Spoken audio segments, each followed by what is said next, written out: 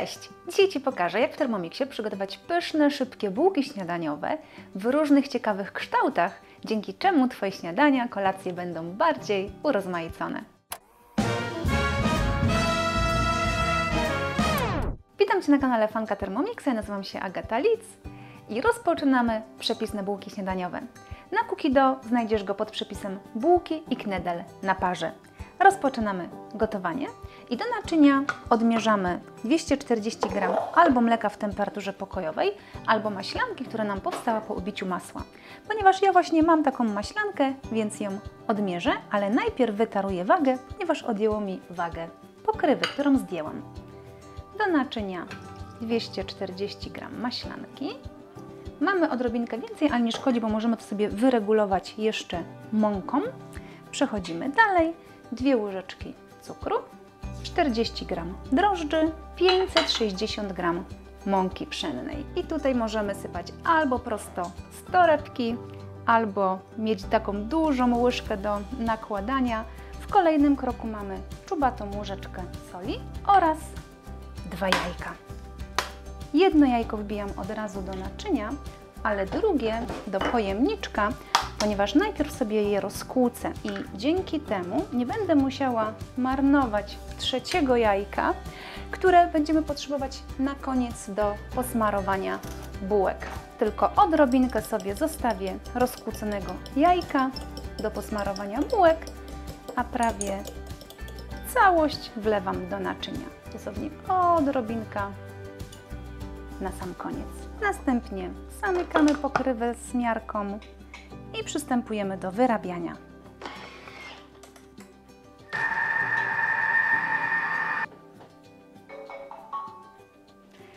Dźwięk możemy wyciszyć poprzez dotknięcie ekranu w dowolnym miejscu.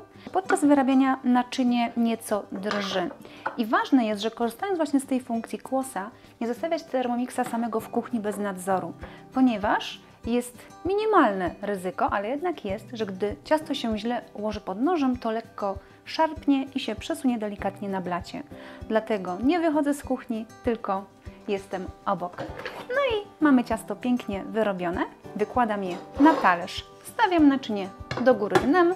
Aby szybko wyjąć ciasto z naczynia, teraz kręcimy sobie nożami prawo, lewo, kilka ruchów i ciasto ląduje nam na talerzu. W środku prawie nic nie zostało, więc polecam właśnie ten sposób. A teraz pokażę Ci, jak przygotować różne fajne kształty bułek. Jaki mam sposób na podzielenie ciasta na równe bułki? Oczywiście możesz użyć wagi i każdy kawałek ciasta odważać, ale dużo prościej jest, formując sobie takie kółeczko z ciasta i tnąc je po przekątnej. Najpierw na 2 kawałki, następnie będziemy mieć 4, a docelowo zrobimy sobie 12, czyli jeszcze każdy kawałeczek na 3 części. Jeżeli wolisz większe bułki, to oczywiście możesz każdą ćwiarteczkę podzielić na 2 kawałki, a jeżeli mniejsze, to po prostu na 4 i dzięki temu bułeczki będą w równych rozmiarach.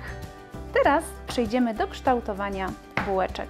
Biorę sobie taki jeden trójkącik ciasta, ściskam mocno w dłoniach. Im mocniej ścisnę, tym szybciej uzyskam taki wężyk, a z wężyków można różne fajne kształty pozaplatać.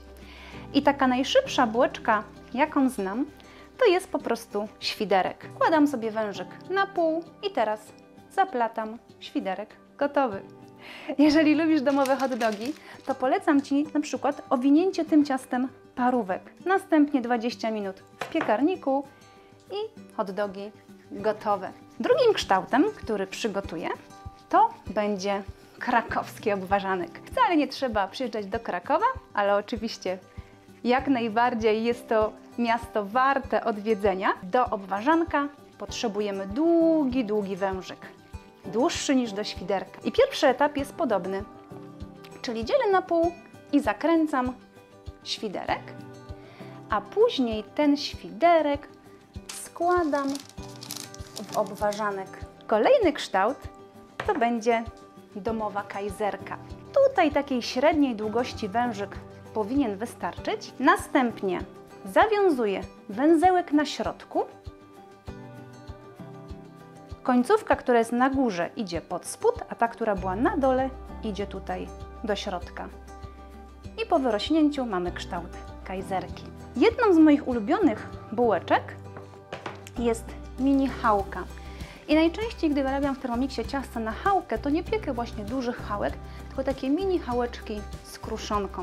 Tym razem potrzebujemy dosyć długi kawałek ciasta. Najpierw robię sobie wstążkę, tak aby mieć jeden koniec dłuższy. Przeplatam pod spodem i teraz od góry do środka i mini chałka gotowa. Wystarczy kruszonka i do piekarnika. Taką bułeczką, którą przygotuje każde dziecko, jest ślimaczek. Z wężyka ciasta zwijamy ślimaka i z tą bułeczką każdy sobie poradzi, nawet jeżeli nie ma doświadczenia z pieczeniem. Warte pokazania będzie również zawiązanie zwykłego węzełka. Zwykły węzełek, najzwyklejszy. Tak. I również mamy bułeczkę. Bardzo ciekawą bułką jest również przygotowanie w pierwszym etapie świderka. Świderki już znasz, bo były dwa, a następnie skręcenie tego ciasta wokół własnej osi i powstaje nam taka różyczka. Może przypomnijmy, najbardziej taką efektowną bułeczką jest obwarzanek, czyli do obwarzanka długi wężyk, następnie z wężyka świderek, a teraz ze świderka obwarzanek. I może powtórzymy sobie jeszcze kajzerkę, więc na środku węzełek, to co było na górze idzie pod spód, to co było pod spodem idzie do środka od góry i gotowe. To co jest bardzo ważne, aby te bułeczki odstawić do wyrośnięcia. I ja nagrzewam piekarnik do 50 stopni, wkładam takie ciasto do piekarnika, najpierw jeszcze je posmarujemy jajkiem, posypiemy ziarnami i dopiero gdy bułeczki podwoją objętość, włączam pieczenie 180 stopni na 20 minut. Jeszcze jedna kajzereczka, może przypomnimy mini chałkę i najpierw taka pętelka z dłuższym jednym końcem pod spodem i przekładam od góry.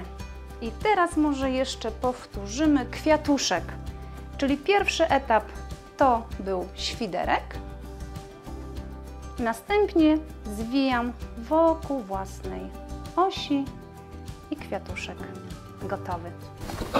Teraz bułeczki smaruję jajkiem.